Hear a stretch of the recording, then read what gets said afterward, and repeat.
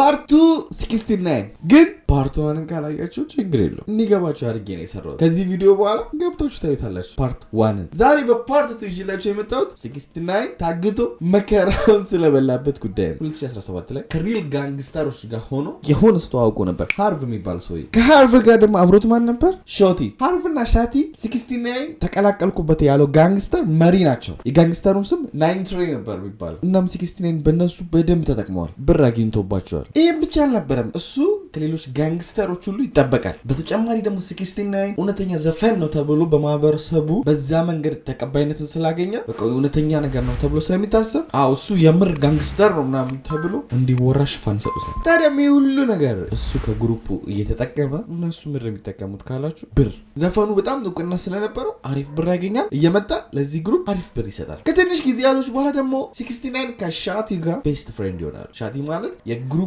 የጋንግስተሩ መሪው ማለት ነው። ያው ብቻውን አይደለም፣ ከሃርቭ ጋር ለሁለት ነው የሚመሩት። ግን ከሃርቭ ጋር ሳይሆን 69 ከሻቲ ጋር ቤስት ፍሬንድ ሆነ። በዚህ ነገር ደግሞ ሃርቭ ብዙም ደስ አላለው። ምክንያቱም የዚህ ጋንግስተር ትልቅ የገቢ ምንጭ 69 ነው። ሻቲ እና ደግሞ 69 መግጠማቸው አልጣመው። በዛ ላይ ደግሞ 69 ሪል ጋንግስተር ምንም በቃ የጋንግስተር ወዝ የለውም፣ ደስ አላለውም፣ በቃ አልጣመውም። ለዚህም ደግሞ ምክንያት አድርጎ የሚያቀርበው አንዳንድ ጋንግስተር የሚሰራውን ስራ ለመስራት አብረው ሲወጡ ያው ጋንግስተር የሚሰሩት ምንድነው መዝረፍ፣ መቀማት ምናምን አይደል። 69 ቀጥታ ኢንቮልቭ አያደርግም። በቃ ወይ ካሜራ እየቀረጸ ከውጭ ምናምን ነው የምታገኙት እንጂ ወንጀሉ ላይ ቀጥታ ሲሳተፍ አታገኙትም። ይሄም ለሱ ደስ ያላለው ነገር ነበር 69 ላይ። ማን? ሃርቭ፣ የግሩፑ አንደኛው መሪ ማለት ነው። ሆኖም ግን በእንደዚህ አይነት ሀሳብ ጊዜያቶች አለፉ። ሃርቭ ይሄን ነገር እያሰበ በውስጡ 69ም ደግሞ የበለጠ ታዋቂ እየሆነ መጣ። ከሻቲ ጋር ከግሩፑ አንደኛው መሪ ጋር ያላቸው ግንኙነት የበለጠ የሚገርም እየሆነ መጣ። የ69 እውቅና ደግሞ በጣም ታዋቂ መሆን ሁለቱን የበለጠ አጣላቸው፣ ሻቲንና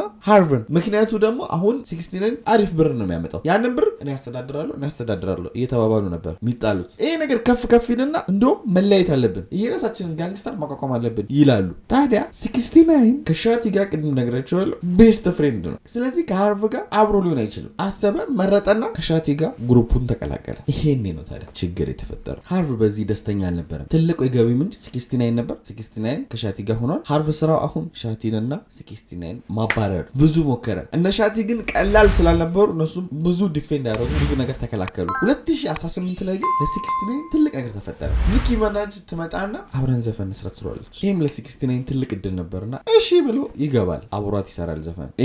ይሄ ዘፈን ታዲያ ሳይለቀቅ ኒኪ ማለት ራፕ ኢንዱስትሪው ላይ ፐርፌክሽኒስት ነች። በቃ ሁሉ ነገር ፐርፌክት እንዲሆንላት፣ ሁሉ ነገር ስርዓት እንዲይዝ የምትፈልግ ሰው ነች ስራዋ ላይ። እና ይሄ ዘፈን ደግሞ መጀመሪያ የተቀረጸ ቀን አይታው ያልወደደቻቸው ነገሮች ነበሩ በዛኑ ቀን። ታዲያም ትደውልለታለች እንዲስተካከል። 69 ነው ያለው ጭፈራ ቤት ቀጥ ብለህ ሄደ ይሄን ነገር አስተካክል ትላለች። ኒኪ ሚናጅ ነች እምቢ አይባልም። ብድግ ብሎ ከኤዲተሮቹ ጋር ሊያስተካክል ከጭፈራ ቤቱ ይወጣል። 69ም ታዲያ መኪና ውስጥ ገባ። ወደ ኤዲተሩ ቤት መንዳት ጀመሩ። በመሀል ግን እየነዱ ባለበት ሰዓት የሆነ መኪና መጥቶ ድብልቅ ያደርጋቸዋል ከኋላ። ምንድነው ምናምን ብለው 69 ቼክ ሲያደርጉ ከዛ መኪና ውስጥ ከገጫቸው መኪና ውስጥ ሁለት ሰዎች ይወጣሉ። አንደኛው ራይፋል ግድንግድ መሳሪያ ይዟል። እነ 69 ደግሞ ጥለው አልሄዱም፣ ዘለው ነበር የመጡባቸው። መሳሪያውን ደቅነው አምጦ ያላችሁም ማለት ጀመሩ። ሲግስ በዚህ ሰዓት ሲያወሩ ድምጻቸውን የአንደኛውን የሚያውቀው መሰሩ። ምክንያቱም አንደኛው ሃርቭ ነበር እየዘረፋቸው ያለው። ከጋንግስተር ጋር መስራት ትርፉ ይሄ ነው። ከዱርዬ ጋር ትላንት ሲረዳው የነበረው ጋንግስተር አሁን እሱን ለመዝረፍ ነበር። እናም 69 ሃርቭ ምንድነው ምናምን ሲል አልሰማም፣ ውጣ ይለውና ከመኪና ውስጥ አስወጥቶ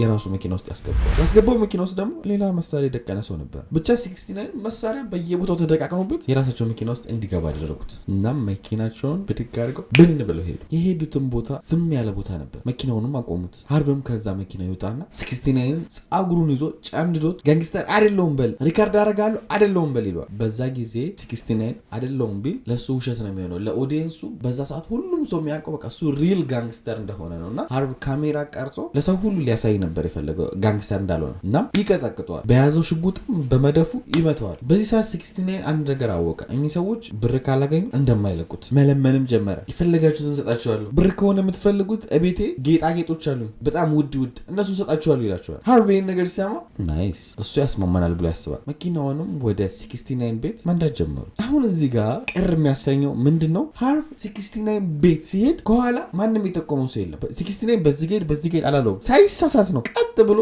69 ቤት ሄደው። ከዚህ በፊት ደግሞ የ69 ቤት በጭራሽ አያውቀውም። ይሄ የ69 አዲሱ ቤቱ ነው። ብቻ 6 በዚህ ነገር ትንሽ ግራ ተጋብቷል። ሆኖም ግን ያው ስልክ ያወጣና ለልጆቹ እናት ይደውላል። ልክ እሷ ስታነሳውም ስልኩን እንዳለ ጌጣጌጦችን ይዘሽ ከታች ጠብቂኝ ይላታል። በነገሩም እሷ ደንግጣ ለምን ምን ሆነክ ነው ምን አገባሽ እታች ዝም ብለሽ ይዘሽ ነው ይላታል። የ69 ቤትም ተደረሰ። የ69 ልጆች እናት ሚስቱ ስላነሽ ነው የልጆቹ እናት እያልኩ ማወራላችሁ እንዳለ ጌጣጌጡን ይዛ እታች ጠበቀቻቸው። ጌጣጌጦቹ ይዛ የመጣችው በጣም ውድ $300 ምናምን የሚያወጣ አንዱ ሼን ብቻ የሚያወጣ ጌጣጌጥ ይዛ መጣለች። አንዱ ተጨማሪ ሌሎችም 50,000 60,000 ምናምን የሚያወጣ በአጠቃላይ በጣም ብዙ 100,000 የሚያወጣ ጌጣጌጦችን ነው ይዛ የመጣችው። 100,000 ስላችሁ $100,000 ነው ባይዘው። ታዲያ ይሄን ሁሉ ዋጋ የሚያወጣ ጌጣጌጦች ሃርቭ ምንጭ አድርጎ ከተቀበለ በኋላ መኪና ውስጥ ይገባል። 69 በይሳዝ ብሎ አሰበ። የሚፈልጉት ይሄን ነው ተመስገን ሲል መኪናውን አስነስቶት ሃርቭ ብን ብሎ ይሄዳል። ይዞት በዚህ ሰዓት 6 ተስፋ ቆረጠ። ተበላ ገደሉኝ በቃ ብሎ ማሰብ ጀመረ። ከደቂቃዎች በኋላም ታዲያ ሃርቭ ጨለም ወዳለ ጓሮ አካባቢ ወስዷል። ውጣ ከመኪናው ብለውም ያስፈራሩትና በሽጉጡ ይዘውት ይወጣሉ። እንዲህም ይለዋል ሃርቭ ና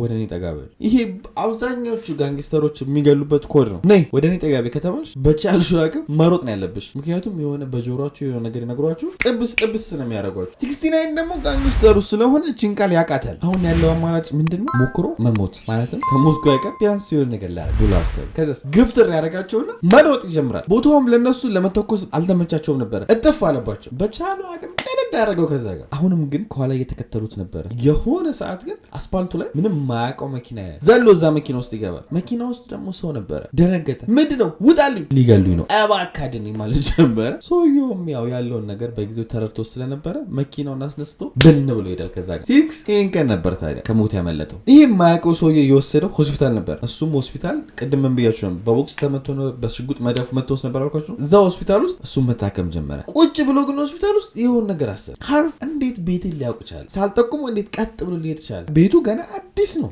እንደገባውም እዛ ቤት የሚያውቁት 2 ሰዎች ናቸው፣ የልጁ እናትና ሻሪ። ሻሪ ማለት ደግሞ ሁለተኛው መሪ የነበረው አባል ማለት ነው። ከሃርቭ ጋር የተጣሉት ማለትም መጀመሪያ ላይ ታሪኩ ላይ እንደነገርኳችሁ ሻሪና 69 ሞር ሲቀራረቡ ነው ሃርቭ በቅናት ሲበሳጭ የነበረውና ግሩፑ የተበተነው እና እሱ ሻሪና ይሄን ቤት የሚያውቁት የልጆቹ እናት ብቻ። ማን አድራሻውን ለሃርቭ ሰጠው? ከሁለት አንዱ ነው ሊሆን የሚችለው። ከሁለቱ ግን የበለጠ ሊመጣለት የቻለው ወይም ደግሞ ይሄን አድራሻ ይሰጣል ብሎ ያሰበው ሻሪ ነው። ምንም እንኳን የተለያዩ የተጣሉ ቢመስሉ እኔ ፊት ነው እንጂ ሜቢ ሰጥቶት ሊሆን ይችላል ብሎ አሰበ። ብቻ እንደዚህ ነገር ተፈጥሮ ወራቶች አለፉ። እናም የሆነ ቀን ኢንስታግራም እያየ ባለበት ሰዓት የልጆቹ እናት ፎቶ ላይ ከታች ኮሜንት ስር ሻሪ የሚገራርሙ የፍቅር ኮሜንቶችን ይጽፋል። በዚህ 69 በጣም ተበሳጨ። ቀጥ ብሎ የልጆቹ እናት ጋር ሄዶ እንዴት ነው ይሄን ኮሜንት ጻፈልሽ ብሎ እሷን ማፋጠጥ ጀመረ። እሷ ለመካድም ሞከረች። ኧረ ምንም ነገር የለም ሮማንቲክ ምን አስበን ምናምን አለ። እሱም ይሄን ነገሯን ብዙ ስላላመነው ንዴቱ የበለጠ ይብስና ይደበድባታል። አውጪ እውነቱን እያለ በመጨረሻም እውነቱን ተናገረች። የልጁ እናትና ሻሪ ግንኙነት እንዳላቸው። አሁን 69 የኔ በሚላቸው 3 ሰዎች ተከርቷል። በልጆቹ እናት፣ በሃርቭ እንዲሁም በሻሪ።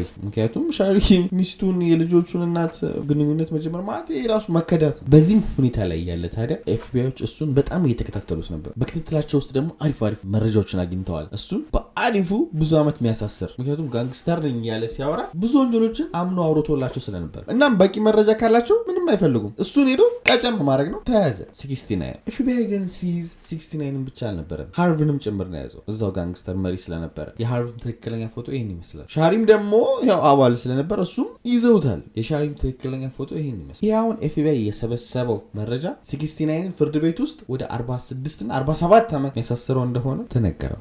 ግን 69 እዚህ ጋር ይሄን ሁሉ ዓመት መታሰር ስላልፈለገ መረጃ ወጣለው ይላል ስለ ጋንግስተር ስፔሻሊ ደግሞ ሃርቭ እና ሻሪ ላይ። ምክንያቱም ሁለቱም ክደውታል። ለነሱ ብሎ ደግሞ ይሄን ያክል መታሰር አይፈልግም። ስለዚህ መረጃውን እንዳለ አወጣባቸው። ኤፍቢአይም ቆንጆ መረጃዎችን ከ69 ከሰበሰበ በኋላ ሻሪም ወይም ደግሞ የልጆቹን እናት ሲያጫውት የነበረው 15 ዓመት ፈረደበት። በተጨማሪ ደግሞ ሃርቭ ማለት ያው አፍኖት የነበረው ጌጣጌጡን የሰረቀውን ፍርድ ቤቱ 24 ዓመት ፈረደበት። አሁን ላይ 69 ያው ሁላችሁም እንደምታውቁት ስኒች እየተባለ ራት እየተባለ ነው የሚጠራው። ምክንያቱ ግን ስኒች ያደረገበት ወይም ደግሞ መረጃ ያወጣበት ይሄ ነበር። መስዋዕትነት የሚከፈልላቸው ሰው አልነበሩ። ከዚህ ሁሉ ነገር የምትማሩት አንድ ነገር ቢኖር ምን እንደሆነ ታውቃላችሁ? ከዱርዬ ጋር ከሽፍታ መሳሪያ ሰውን ከሚዘርፍ ከሌባ ጋር መቼም መስማማት እንደማትችሉ መልሰው እናንተ እንደሚያጠቋችሁ ትማሩበታላችሁ ብዬ አስባለሁ። በቀጣይ ቪዲዮ እንገናኛለን። በዚህ አጋጣሚ ሰብስክራይብ ያደረጋችሁ ምን ይጠብቃችሁ? ሰብስክራይብ አድርጋችሁ ቤተሰቡን ተቀላቀሉ። ላይክ ማድረጋችሁ እንዳትረሱ። ወዳችኋለሁ።